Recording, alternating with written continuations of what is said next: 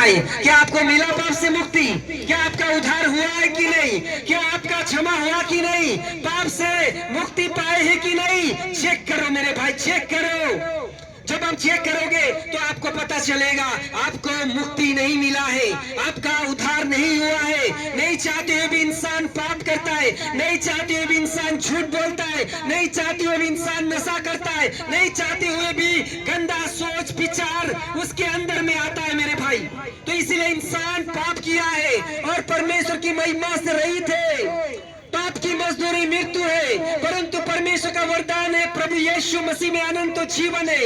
यीशु मसीह का आने का कारण यही है, जीसस क्राइस्ट आप और हमारे गुनाह को लेकर क्रूस पर बलिदान हुआ है। जो भी विश्वास करेगा वो बच जाएगा, वो उद्धार पाएगा, वो मुक्ति पाएगा और वो अनंत जीवन में प्रवेश कर सकता है। इसलिए मेरे भाई मेरे बहन, ये दुनिया में आपके पास क्या है?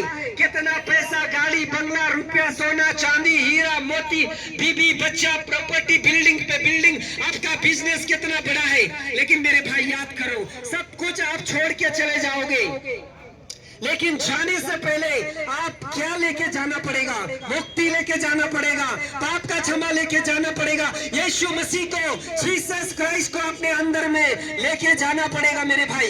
तब हम अनंत जीवन पा सकता है, तब हमारा उद्धार हो सकता है, तब हम प्रभु के साथ होकर स्वर्ग में जा सकता है। इसलिए यीशु मसीह का जन्म हुआ है। चेक करो मेरे भाई, आदमी खाली खाना पीना, पैसा, रुपया, प्रॉपर्टी, परिवार के लिए इतना सोचता है। क्यों?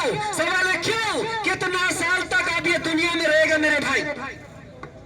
आपका पैसा, पढ़ा लिखा, डॉक्टर, इंजीनियर, जो भी हो, जितना भी बड़ा अमीर इंसान हो, ये दुनिया में कब तक रहेगा? एक दिन ये दुनिया को छोड़ के जाना पड़ेगा। बाइबल बोलता है इंसान एक यात्री है, एक परदेसी है। कभी भी इंसान ये दुनिया को छोड़ के जाना पड़ेगा। जाने से पहले तैयारी करो, जाने से पहले पश्चाताप करो, जाने से पहले यीशु मसीह को ग्रहण करो। उसका नाम है जीसस क्राइस्ट। जो उस पर विश्वास करेगा वो बच जाएगा, वो उद्धार पाएगा, वो मुक्ति पाएगा। क्योंकि हमारा जिंदगी का कोई भरोसा नहीं है। कभी भी इंसान मर सकता है, कोई बीमार होकर मरता है, कोई नशा करके मरता है, कोई गंदा काम करके मरता है, कोई एक्सीडेंट होकर मरता है, कोई चलते चलते मरता है, कोई सोते सोते मरता है। मरना तो पड़ेगा मेरे भाई बहन। कोई बच्चा पैदा होने के समय मरता है, कोई बूढ़ा होकर मरता है, कोई जवान में मरता है। मरना पड़ेगा, लेकिन कहाँ जाओगे मरने के बाद? अभी हमको सोचना है, तैयारी करो। जो ईश्वर ने आपको बनाया है, आसमान, पृथ्वी, जो साग सब्जी, फल फूल, आलू प्याज, मीट मच्छी, जीव जंतु, किसके लिए बनाया है ईश्वर ने? आपके लिए। हवा दे रहा है, ऑक्सीजन दे रहा है, सब कुछ आपको परमेश्वर दे रहा है। क्या वो ईश्वर कहाँ है? वो खुदा कहाँ है? उसका नाम है जीसस क्राइस्ट, उसका नाम है यीशु मसीह। बाइबल में लिखा है जो कोई प्रभु का नाम पर विश्वास करेगा वो बच जाएगा। हालेलुया। वो मुक्ति पाएगा, वो उद्धार को पा सकता है। तैयारी करो।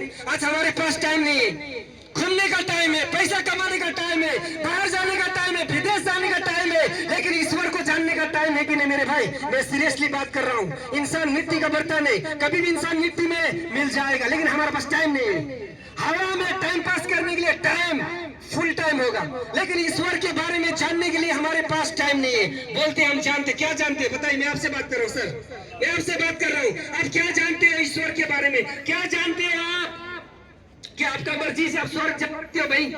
क्या आपका मर्जी से आपका पाप का क्षमा होगा?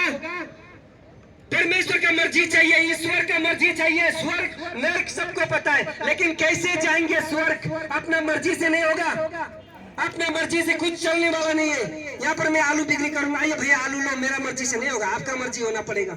ठीक रेट होगा, ठीक दाम होगा, वो खरीदेगा मेरे भाई। इसलिए यीशु मसीह ने बोला है मैं रास्ता हूँ, मैं सच्चाई हूँ, मैं जीवन हूँ। बिना यीशु मसीह के हम स्वर्ग नहीं जा सकते। हालेलुया।